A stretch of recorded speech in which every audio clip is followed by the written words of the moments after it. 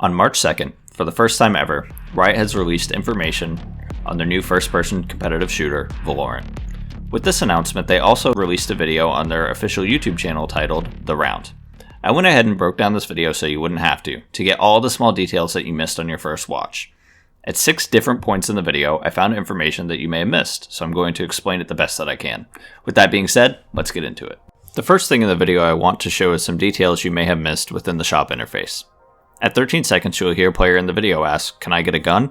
And if you look on the left-hand side of the screen, you will see a blue square saying, "Requesting Phantom." Effectively, this means that you can use your in-game currency to purchase guns and possibly shields for other players.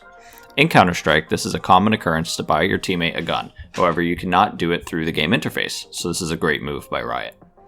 Additionally, I want to point out the bottom of the shop interface.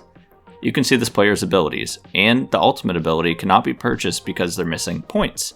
In order to use your abilities in any given round, it would appear you have to have enough currency to purchase them, the same way you'd have to purchase a gun if you died in the previous rounds. One last thing I wanted to point out about this interface is that on the right-hand side of the screen, you can actually see exact damage breakdowns of the weapons, so there is no guessing as to how many bullets in a given spot you will have to hit someone to kill them. Judging by the Frenzy, which is pictured here, it appears to have a similar time to kill as the CZ from Counter-Strike. And it is also essentially a clone of that weapon, being an automatic pistol and all. Moving on, from 1 minute and 10 seconds to 1 minute and 13 seconds, you will see a player get into a one-on-one gunfight for essentially the first time in this video.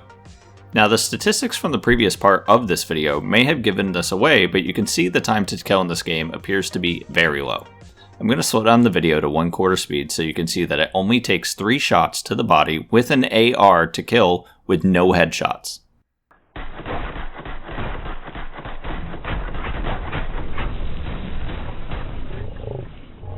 What this means to me is that this game is going to feel a lot more like Counter-Strike than it's going to feel like Overwatch. One thing I'm reading a lot of online is that this game is going to be an Overwatch clone because of all the visual clutter and ability spam that we're seeing in the first videos.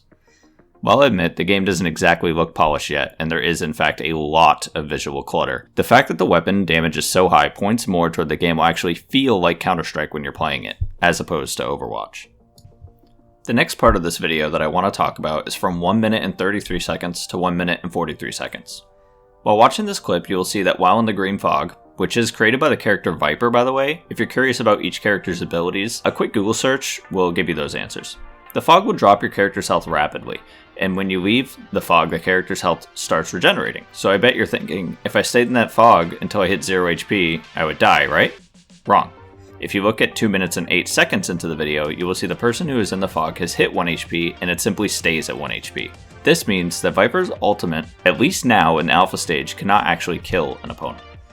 The next small detail I noticed is, well, very small, but I thought it would be worth pointing out anyway. At 2 minutes and 10 seconds, right after peeking out of Viper's fog, you will see a player get a one-shot headshot. When you kill a player with a headshot, you get a visual indicator on the bottom of your screen, as well as in the kill feed at the top right-hand corner of the screen, which could also be seen in previous parts of the video.